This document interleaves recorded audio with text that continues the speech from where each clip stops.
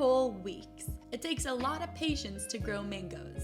But before I knew it, the weeks passed, I went to check on it and saw that it grew a little curly tail. Our mango had a little pig's tail. And after 3 more weeks passed, the seed started to turn green, almost looking like a leaf, and the tail started to get longer. I got a little worried though that the tail was getting kind of dark, almost to the point of being black and dead. But I just trusted the process, and soon I saw that more growth started to pop out of different parts of the bottom of the seed, and it was very much alive and still growing. As it got bigger, I peeled off the pieces that looked too dark and dead and tried to go with the flow of this mango seed. And it's a good thing that I did, because the mango kept growing. Apparently, it was growing into a little dragon face. No, seriously, it looks like a little dragon.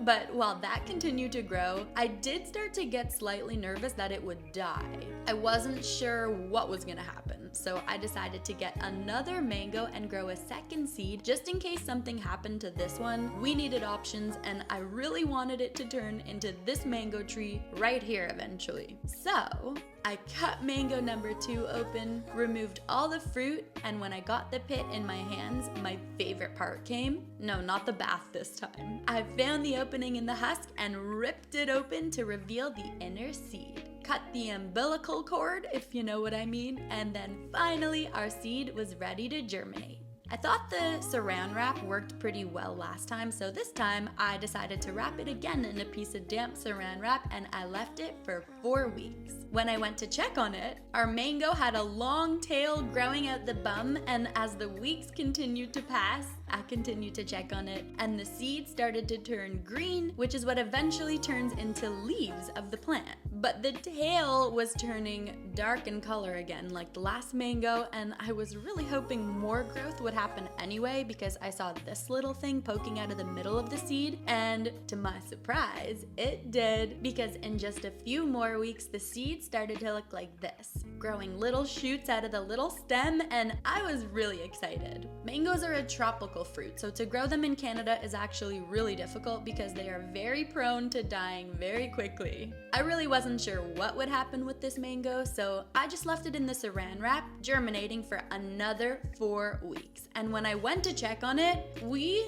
had a problem because it looked like it was dying. I mean, the stem that grew out of the seed was still very much alive, but the actual mango seed was molding over and completely black.